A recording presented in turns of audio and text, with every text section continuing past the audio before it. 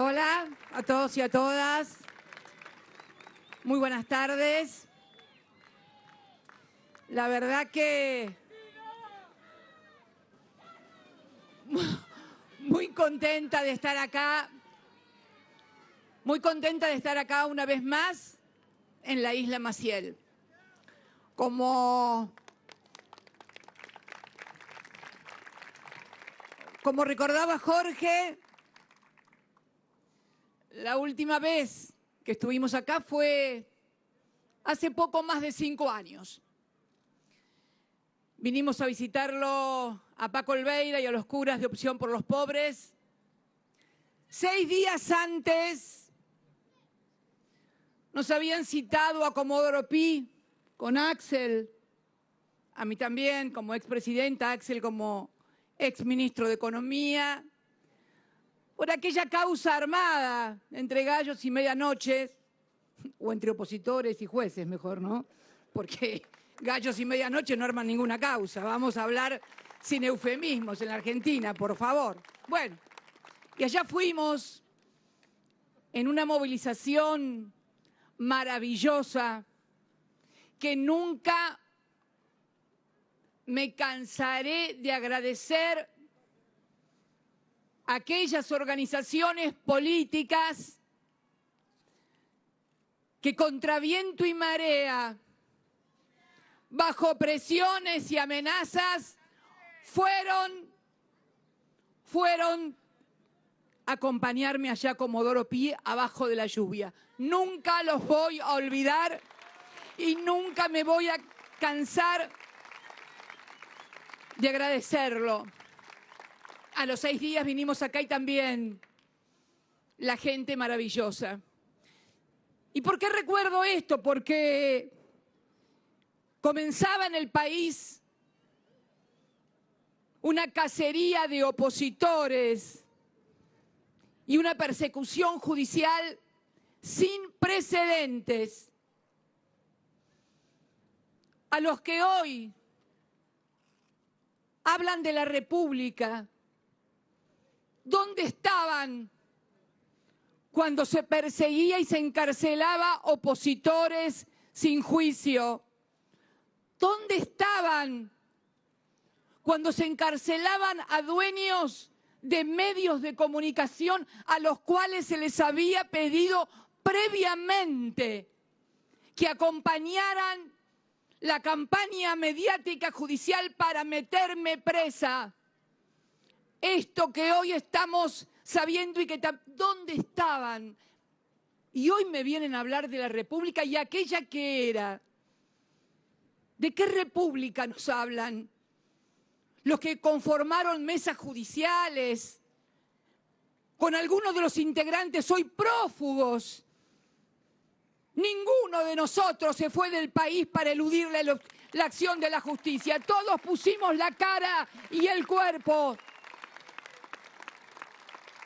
Y nos vienen a dar lecciones de república. ¿Qué república era aquella? República de Morondanga era. Eso era, República de Morondanga. Yo decía el otro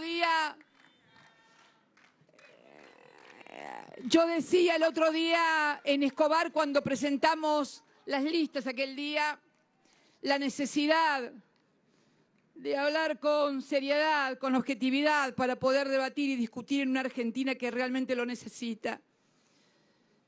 Y la verdad que siento que muchos candidatos y candidatas que hablan parece que concibieran a la política como una película de cine continuado. ¿Vieron esos cines continuados donde la película empieza cada vez que uno llega? No, no. La política no es un cine continuado donde la película empieza cada vez que uno llega o cada vez que uno es candidato. Ayer nomás escuchaba a uno decir, no, porque los últimos 20 años que viví, 20, ¿quieren hablar de los últimos 20 años? Hablemos de los últimos 20 años.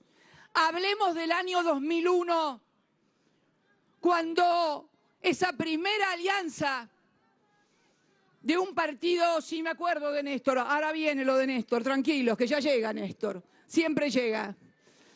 Y de aquella primera alianza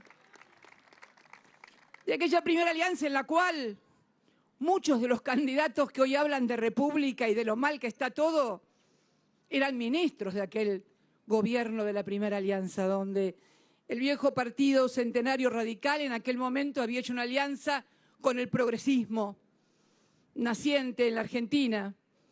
Acá hay un compañero que fue intendente por esa alianza aquí en Avellaneda también y formaba parte de esa alianza radical progresista. Fue la primera alianza que culminó, ya saben todos, en una crisis sin precedentes como fue la del 2001. ¿Dónde estábamos nosotros? En el sur, en la Patagonia. Habíamos participado activamente en la campaña del Partido Justicialista para la candidatura de Duhalde en aquellos años. Habíamos perdido.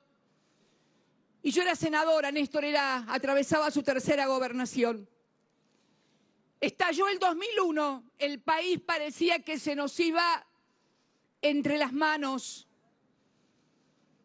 Megacanje, blindaje, propuestas de no arancelar o de arancelar la universidad que provocaron que un ministro fuera, hoy candidato, echado a patadas por la franja morada de aquel entonces que le exigió la renuncia. Esa era la Argentina. Y llegó Néstor en el 2003, el presidente,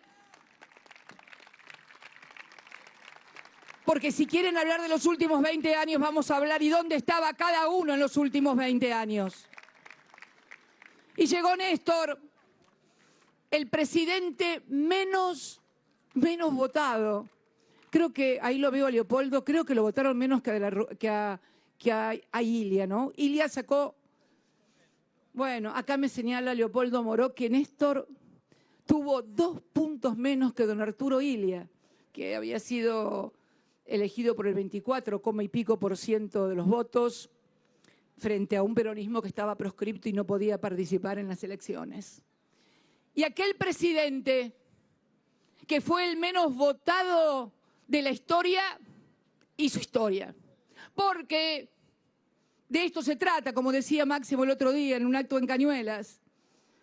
No hay lugares chicos, los lugares siempre los hacen los dirigentes, lo hacen los hombres y las mujeres que lo ocupan. Y ese hombre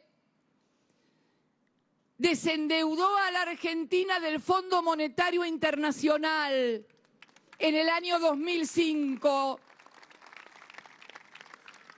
Estábamos endeudados con el fondo desde el año 57 en adelante. Muchos de ustedes no habían nacido, y el fondo ya estaba en la Argentina. Año tras año venían las misiones y había que volver a renegociar y reendeudar y renegociar y reendeudar y reendeudar. Y además las condicionantes a las políticas. Esto no se puede hacer, las jubilaciones no se pueden aumentar. Por eso cuando Kirchner llega al gobierno, los jubilados ganaban 200 mangos por mes. Por eso, porque había políticas públicas manejadas desde afuera. ¿Y qué hizo? ¿Qué hicimos? Porque obviamente él conducía y el resto, como en todo proceso político, va, acompaña, gestiona, va adelante en un proceso virtuoso.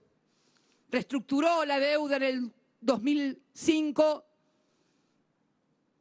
reestructuré yo la otra parte que había quedado en el 2010 y llegamos al 2015 después de 3 gestiones de gobiernos con el nivel de endeudamiento. El fondo no estaba más y llegamos con el nivel de endeudamiento más bajo de la historia. ¿Saben quién lo dijo? No yo.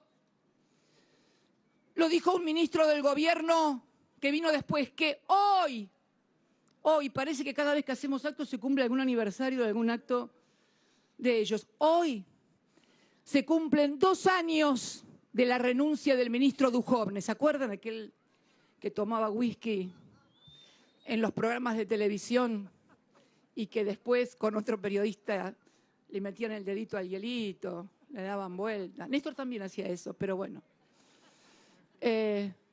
y le metían el dedito así, daban vuelta. Bueno, ese fue ministro. Y ese dijo públicamente, cuando le preguntaron, cuando recién iniciaba su gestión como ministro de Economía, que en realidad el gobierno anterior, o sea, nosotros, habíamos dejado un nivel de endeudamiento mínimo, casi escandalosamente mínimo. Dijo, palabras más, palabras menos. Y yo siempre me pregunto cuando pasan estas cosas y cuando llegan estos momentos, ¿por qué cada uno de nosotros, hombres y mujeres, pensamos de distinta manera, actuamos de distinta manera o votamos de distinta manera? Yo también cuando venía para acá, Sergio, venía pensando, ¿por qué me hice peronista, por ejemplo? Y me hice peronista, en mi casa mi viejo era feroz, antiperonista, mi mamá, mi abuelo y mi tía muy peronistas, y me contaban, mi abuelo también había trabajado en los frigoríficos de Berisso y Ensenada, Jorge, y nos contaban lo que había sido los derechos de los trabajadores. Y fíjate que mi familia no es porque hubiera recibido una casa, la casa que todavía vive mi hermana fue una casa hecha por nosotros, en un terreno hecho por nosotros. No era que hubiéramos recibido un juguete, una bicicleta, yo cuando era chiquitita, bueno, era muy chiquitita, tenía 2 años, pero, o un juguete, no. Era el cúmulo, los activos que tiene una sociedad en derechos y empoderamientos de hombres, de mujeres, de ancianos, de niños. Y abrazamos el peronismo. ¿Puedo explicar por qué soy peronista? También después, estos 15 años virtuosos, hoy lo decía recién Axel, ayer en La Matanza inaugurando esa universidad que comenzamos durante nuestra gestión y que estaba a medio terminar cuando fue las elecciones de Unidad Ciudadana en el 17. Ahí cerramos campaña, ¿no, Fernando? Ahí cerramos campaña. O días antes el Plan Cunita, o el Progresar, la beca para los estudiantes, o el Procrear, las viviendas para los sectores medios, o el Conectar Igualdad, o las viviendas sociales, o la jubilación para las amas de casa en la República Argentina, o el estatuto y ley para el personal de trabajo de casas de familia, que la propia Evita confesaba que nunca había logrado ella poder sancionar esa ley que consagraba los derechos y garantías de los hombres y mujeres que trabajan ayudando en las casas de familia. El poder tener un trabajo bien remunerado, la asignación universal por hijo para aquellos que no conseguían un trabajo formal, registrado, y que eso los ayudaba con las changas. En fin, si alguien no se hizo peronista en esos 12 años y medio de gobierno, podrá decir que es kirchnerista. A lo mejor Néstor siempre decía que nos dicen kirchneristas para bajarnos el precio. No, le decía yo. No, Néstor, no es eso. Hay mucha gente que no vivió el peronismo, que nadie le contó nada del peronismo y que vivieron esto, y entonces no es que le bajan el precio, se sienten kirchneristas porque no tuvieron la experiencia del peronismo. Pero te digas peronista o te digas kirchnerista, ¿sabés por qué sos? Podés dar razones de por qué sos. Yo me pregunto, los que son macristas, los que son de Cambiemos, ¿por qué son? ¿Hay razones? ¿Pueden invocar derechos, garantías, ideas, símbolos, cosas? No, ¿saben qué es? Muchas veces, en su gran mayoría, es el odio hacia el otro, hacia el que no aceptan, hacia el que sienten diferente, al que no quieren. Y yo creo que esto debe cambiar en la República Argentina. Debemos poder decir por qué queremos esto.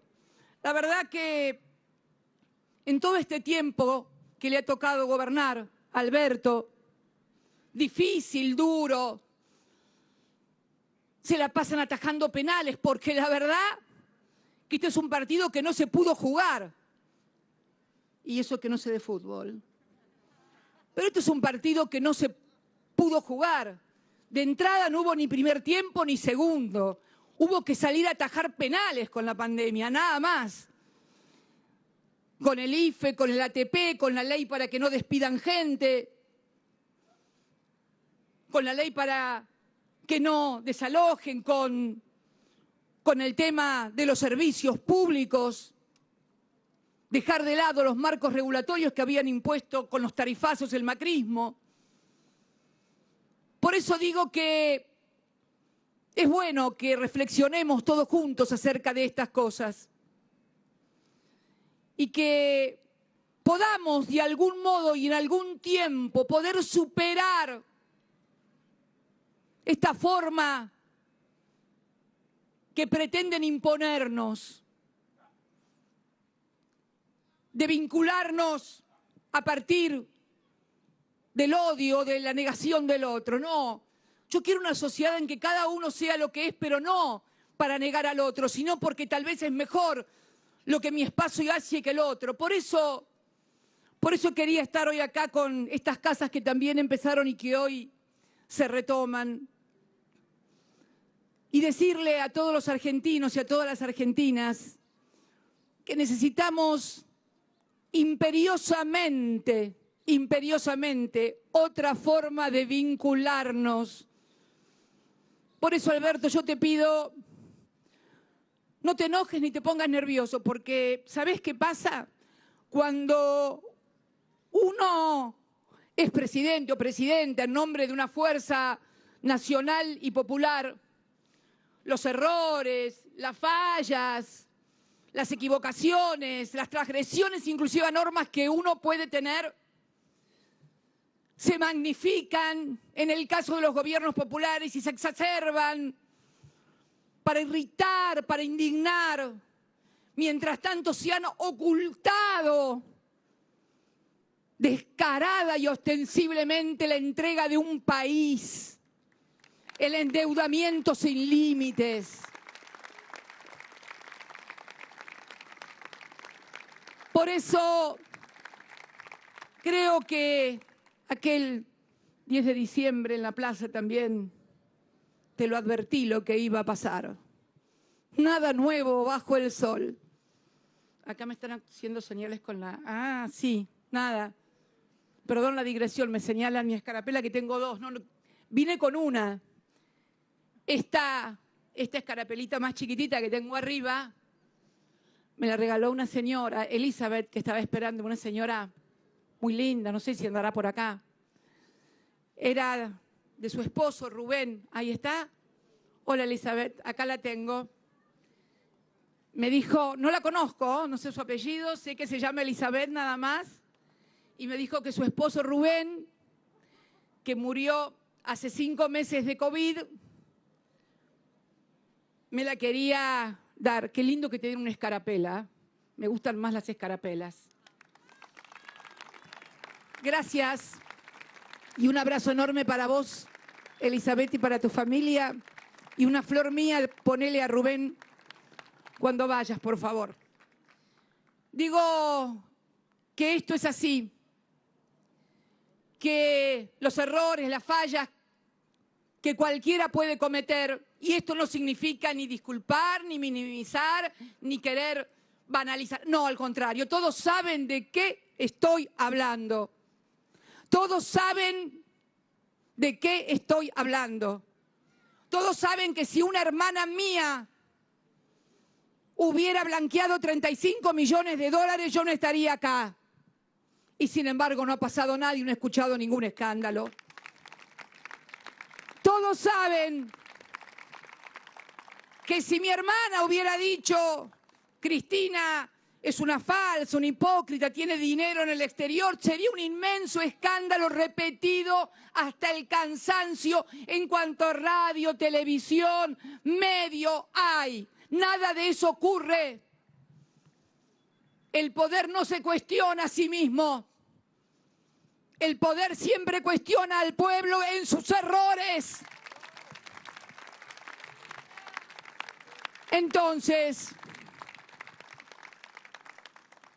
Entonces, por eso me gustó mucho el tuit de la Cámpora. Anda bien la Cámpora con los tuits. anda bien la Cámpora con los tuits. Me encantó ese tuit, porque el otro día estaban con el tuit de la foto y ahora también el tuit de otra foto, la de la cena del endeudamiento. Mamita, una cena de 45.000 millones de dólares. Otras cenas deben haber sido un poco más baratas, tal vez. Digo entonces que, por favor, aprendamos que quienes militamos en política necesitamos precisamente de la organización, de la militancia, de la territorialidad, de la representación popular, de llegar a un lugar porque llegamos en nombre de y para qué, en nombre de la representación. Por eso me gusta mucho lo que hacen ustedes, por eso me gusta mucho el tuit. Porque todos aquellos dirigentes que militan, que organizan, que se involucran, que bajan al territorio, que se meten los pies en el barro, son desde la política la que se salva la política. Y no necesitan, como sí por ahí los arribistas o los oportunistas, de la operación de prensa del momento para contestar la política. Nosotros no necesitamos operadores de prensa ni operaciones de prensa. Somos militantes, tenemos representación y eso es lo que enaltece y convoca la política. Por eso, Alberto, tranquilo, poné orden en lo que tengas que poner orden, no te pongas nervioso, no te enojes y metele para adelante. Muchas gracias a todos y a todas.